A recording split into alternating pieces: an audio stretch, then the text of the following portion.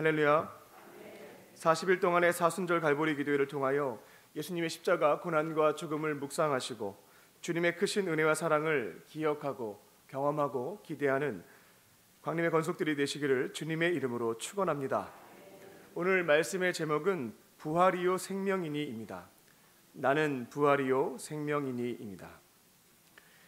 요한복음 10장 40절을 보면 예수님께서 요단강 저편 또 세례 요한에게 세례를 받으신 지역에 계실 때에 안타까운 소식을 접하게 됩니다. 예수님께서 그토록 아끼셨던 제자 나사로가 질병에 걸려서 이제 거의 죽게 되었다는 소식이었습니다. 나사로는 예수님에게 특별한 존재였습니다. 그리고 나사로에게는 두 명의 여동생이 있었습니다. 우리에게는 너무나 익숙한 여인들입니다. 마르다와 마리아입니다. 한 집안에 있는 삼남매가 예수님을 신실하게 섬겼다는 것을 알 수가 있습니다. 예수님께서 예루살렘에 내려오셔서 활동을 하실 때면 예루살렘 동쪽 3km만 가게 되면 베다니라고 하는 마을이 있었습니다. 그 마을에 나사로, 마르다, 마리아 삼남매가 살고 있었고 그 집을 사용하셨습니다. 삼남매는 예수님과 제자들에게 기쁨으로 숙식을 제공을 했습니다. 예수님에게는 가장 힘이 되었던 삼남매였습니다. 그래서 예수님은 그들에 대해서 다른 제자들과는 달리 특별하게 생각하신 것을 볼 수가 있습니다. 요한복음 11장 3절입니다. 나사로가 병에 걸렸다는 소식을 전하러 온 사람이 그 사람의 이름을 말하지 않고 주여 보시옵소서 주께서 사랑하시는 자가 병들었습니다 라고 말했습니다. 그러자 예수님은 그가 누구인지 나사로인지 바로 눈치를 채셨습니다. 그리고 요한복음 11장 5절을 보면 사도 요한은 삼남매에 대해서 이렇게 소개하고 있습니다. 예수께서 본래 마르다와 그 동생과 나사로를 사랑하시니. 복음서에서 예수님께서 어떤 특정 인물에 대해서 사랑하는 사람이었다라고 진술하는 경우는 흔치 않습니다. 그런데 그토록 예수님께서 특별하게 아끼셨던 사랑하는 친구이자 제자였던 이 나사로가 큰 병에 걸려서 죽게 된 것입니다. 결국 예수님은 베다니로 찾아가셨고 나사로를 잃고 슬픔에 잠긴 마르다와 마리아를 위로해 주셨습니다. 부활이요 생명이신 예수님은 죽은 나사로를 다시 살려주심으로 문제를 해결해 주십니다. 오늘은 죽은 나사로를 살려주신 이 사건을 통하여 세 가지 영적인 교훈과 기도의 제목을 삼고자 합니다. 첫 번째로 예수님은 먼저 찾아가십니다. 예수님은 나사로가 질병에 걸렸다는 소식을 들었지만 당장 예루살렘 근처에 있었던 베다니로 이동하시는 데에는 어려움이 있었습니다. 지금 예수님은 자신에게 돌을 던지는 사람들, 자신을 위협하는 자들로부터 피해서 요한이 처음 세례를 주었던 요단 동편으로 이동해서 계신 상황이었기 때문입니다.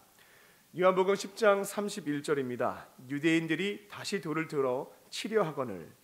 이러한 상황에서 베다니로 예루살렘 근처로 이동하시게 되면 또다시 공격을 받을 수 있는 상황이었습니다. 그래서 예수님의 제자들은 유대 지역으로 돌아가는 것에 대해 굉장히 두려워했습니다. 그래서 8절을 보게 되면 예수님께 이렇게 얘기합니다. 제자들이 말하되 라삐여 방금도 유대인들이 돌로 치려 하였는데 또 그리로 가려 하시나이까. 하지만 예수님은 9절을 보게 되면 사람들이 낮에는 일하고 밤에는 쉬는 것처럼 지금은 빛이신 예수님과 함께 일하는 시간이니 나사로를 살리기 위해서 베다니로 가야 한다라고 설득을 하십니다. 그리고 이어서 충격적인 말씀을 하십니다. 14절을 보게 되면 예수님은 이미 나사로가 죽었다라고 말씀하십니다. 그러면 이제 제자들 입장에서는 굳이 무리해서 갈 필요가 없는 상황이 됐습니다. 하지만 예수님은 제자들과 함께 나사로의 집 베다니로 가야 한다라고 말씀하십니다. 세상적으로는 이미 부질없는 일이 되어버렸지만 부활이요 생명이신 예수님은 죽은 자를 다시 살리실 수 있는 능력과 권세를 가지고 계셨기에 아직 끝나지 않은 상황이었던 겁니다. 예수님은 그렇게 제자들과 함께 베다니로 가십니다. 지난 2년 6개월 동안 코로나로 인하여 하나님과의 관계가 멀어지거나 깨어지신 분들이 우리 곁에 있습니다. 육적으로는 건강하게 살아있으나 영적으로는 거의 죽기 일보 직전이거나 이미 죽은 상태가 되신 분들이 있습니다. 예수님은 비록 우리의 형편이 상황이 어렵다 할지라도 그리고 다시 그들에게 찾아가서 권면한다 하여 신앙이 회복되기에는 불가능한 상황이라 할지라도 나와 함께 그들에게 찾아가자고 말씀하십니다. 4월달은 총력 전도의 달입니다. 기도의 자리에서 성령님께서 죽어가는 영혼을 보여주실 때면 주님께 용기를 구하시고 예수님과 함께 먼저 찾아가실 줄로 믿습니다. 그리고 죽어가는 혹은 죽어있는 그 한 영혼을 건져내어 살리는 저와 여러분이 되시기를 주님의 이름으로 축원합니다. 두 번째로 예수님은 공감하십니다. 예수님은 공감하시는 분이십니다. 예수님이 제자들과 함께 베다니에 도착하시게 되었을 때 이미 나사로는 죽어서 무덤에 들어간 지 4일째 되는 날이었습니다. 나사로의 여동생이었던 마르다는 예수님이 오셨다는 소식을 듣고 영접하기 위하여 나갔습니다. 앞서 말씀을 드렸던 것처럼 예수님은 베다니에 가지 않겠다라고 말했던 제자들을 설득해서 그리고 목숨을 걸고 예루살렘 근처로 이동하신 상황이었습니다. 장례식장에는 많은 유대인들이 참여했기에 예수님이 이곳에 나타나시게 되면 그 소문이 퍼져서 또다시 돌에 맞을 수 있는 상황이었습니다. 하지만 영접하러 나온 마르다는 예수님께 감사 인사를 하기는커녕 상심한 마음을 토로하기 시작합니다. 21절입니다. 주께서 여기 계셨더라면 내 오빠가 죽지 않았을 것입니다.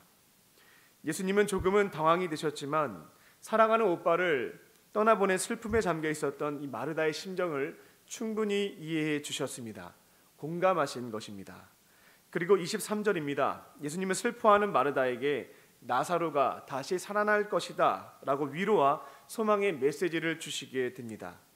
그런데 이러한 상황에서 마르다의 동생 마리아는 예수님께 찾아와서 인사를 드리지 않았습니다.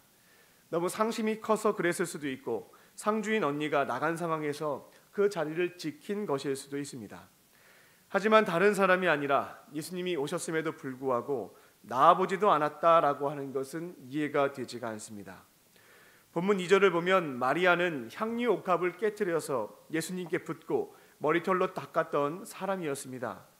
예수님이 말씀을 가르쳤을 때 가장 가까이에서 누구보다 열심히 말씀을 들었던 제자였습니다. 하지만 오빠를 살려달라고 사람을 보냈을 때 즉각적으로 예수님이 오시지 않았습니다. 며칠이 지나서 오빠가 죽은 다음에 나타나시게 되자 마음에 시험이 들었던 것입니다. 그래서 예수님이 오셨음에도 불구하고 화가 나서 나아보지도 않았던 것 같습니다. 예수님 입장에서는 어처구니가 없으셨을 것입니다. 누구보다 설교 말씀을 그렇게 열심히 들었던 마리아였는데 결국 자신이 원하는 대로 응답해 주시지 않았다 하여서 등을 돌리는 모습을 보고 속상한 마음이 드셨을 것입니다. 하지만 예수님은 이러한 마리아도 충분히 이해해 주셨고 그 마음을 공감해 주셨습니다. 28절을 보게 되면 결국 예수님이 마리아에게 찾아가시는 것을 볼 수가 있습니다. 따뜻하게 마리아를 부르셨고 그때서야 그녀는 예수님 앞에 엎드려서 마음속에 있었던 속상한 심정을 토로하기 시작했습니다. 언니와 똑같이 얘기합니다. 예수님이 여기 계셨더라면 우리 오빠가 죽지 않았을 겁니다. 그러니까 두 자매는 예수님 언제 오시나 계속 그것만을 애타게 기다렸던 것 같습니다. 그리고 마리아는 큰 소리로 울었습니다. 마리아가 크게 울자 주변 사람들도 소리내어 울기 시작했습니다. 그런데 이 장면에서 예수님은 조금 화가 나셨습니다. 저희가 예상할 수 없는 반응이었는데요. 33절을 보면 이에 대해서 심령의 비통이 여기셨다라고 번역되어 있습니다. 여기에서 심령이란 예수님의 깊은 마음을 뜻하고 비통이 여기셨다라고 하는 것은 분노하셨다라는 것을 의미합니다. 예수님은 왜 마음속 깊이 분노하셨을까? 답은 간단합니다. 이곳에 있는 많은 사람들이 부활과 영생에 대한 믿음이 없었기 때문입니다. 부활과 영생에 대한 아무런 기대와 소망 없이 슬퍼만 하고 있었기 때문에 비통이 여기셨던 겁니다. 예수님은 계속해서 그 아들을 믿는 자들에게는 부활과 영생이 있다라고 하는 사실을 제자들에게 가르쳐 주셨습니다.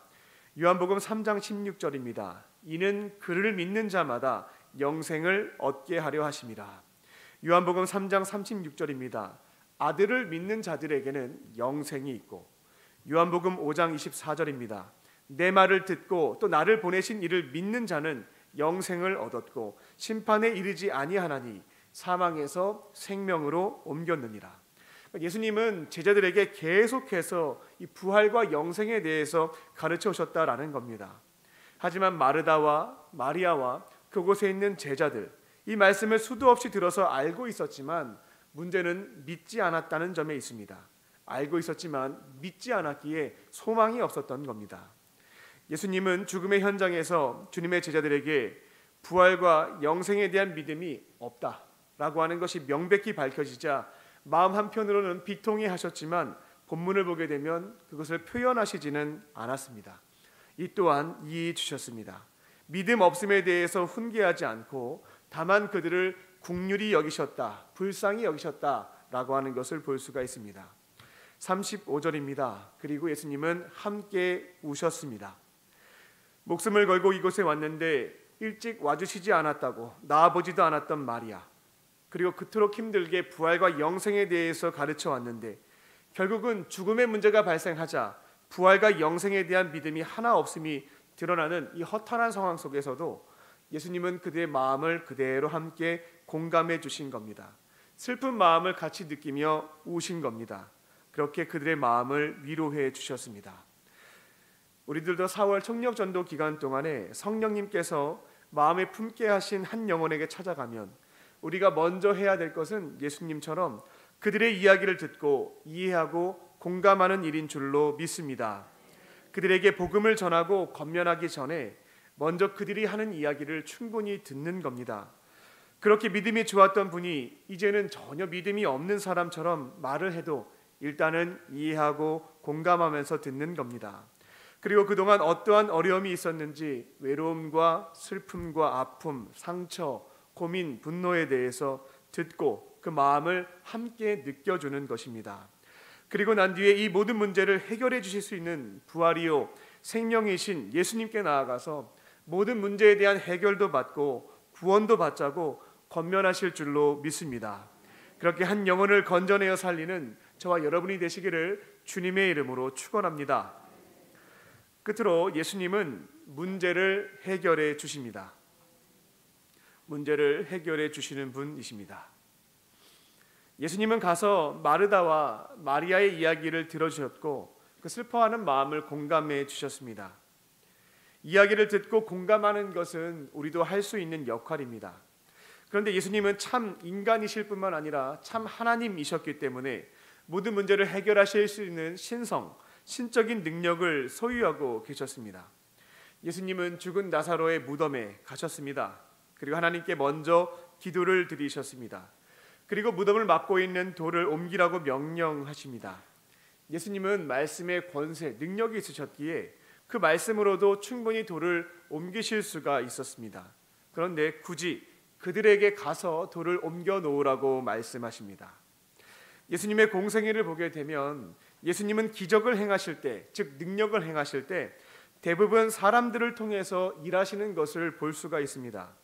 가나안 혼인잔치에서 포도주가 떨어졌습니다. 그때 하인들에게 직접 물을 항아리에 부으라고 말씀하셨습니다. 즉 믿음의 순종을 요청하신 겁니다. 순종하니까 그때 물이 포도주로 바뀌었습니다. 갈릴리 바닷가에서 어부로 살고 있었던 제자들을 부르실 때에도 그물을 깊은 데에 던지라고 말씀하셨습니다. 그래서 믿음으로 순종했더니만 물고기를 많이 잡게 되었습니다. 오병이어의 기적에서도 제자들에게 너희들이 먹을 것을 주라고 했고 어린아이가 오병이어로 헌신하였을 때 그때 기적이 일어났습니다. 이처럼 예수님은 구원 사역에 있어서 우리 사람들이, 우리 인간이 동참하기를 원하시며 또 우리가 해야 될 역할에 대해서 말씀해 주시는 것을 성경을 통해 알 수가 있습니다. 하지만 마르다는 예수님의 말씀에 대해 즉각적으로 움직이지는 않았습니다. 이미 나사로가 죽은 지 사흘이나 되었다고 말합니다.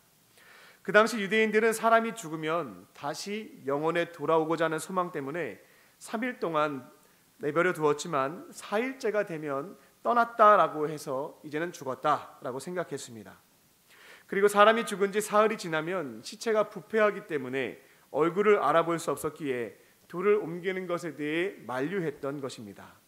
40절입니다. 근데 예수님은 내 말을 믿으면 하나님의 영광을 볼 수 있다라고 말씀하십니다.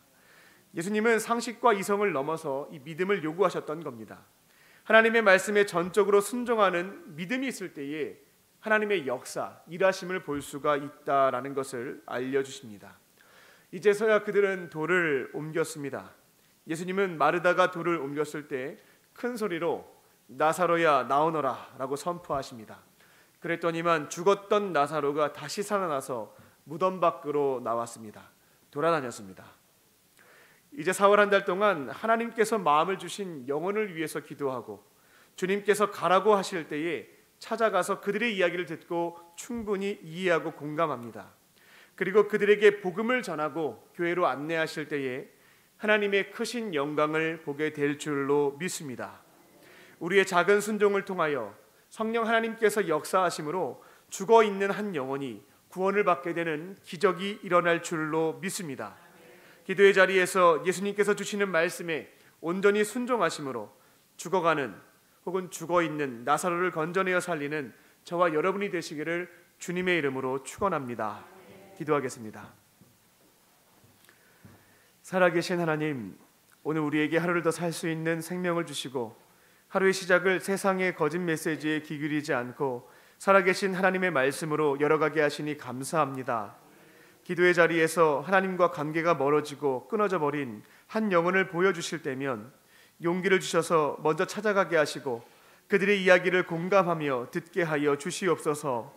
부활이요 생명이신 예수님을 증거할 때에 그들의 마음을 열어주사 이제는 예수님을 나의 구원자로 믿고 모든 문제에 대한 해결도 받고 구원도 얻는 은혜를 내려 주시옵소서. 오늘 주님께서 베풀어 주신 은혜와 사랑을 기억하며 마음과 뜻과 정성을 다하여 예물을 드린 손길이 있습니다. 간절한 마음의 소원을 담아 11조와 감사헌금 1,000번지로 주 앞에 예물을 드리오니 기도에 응답하여 주시고 하늘의 신령한 복과 땅의 기름진 복으로 충만하게 채워 주시옵소서. 그리고 몸과 마음이 병든 환우들이 있습니다. 성령께서 아픈 부위에 친히 안수하여 주시고 치유의 강선을 비추어 주셔서 모든 질병에서부터 깨끗하게 회복시켜 주시옵소서. 그렇게 하실 줄 믿고 감사드리오며 예수님의 이름으로 기도합니다.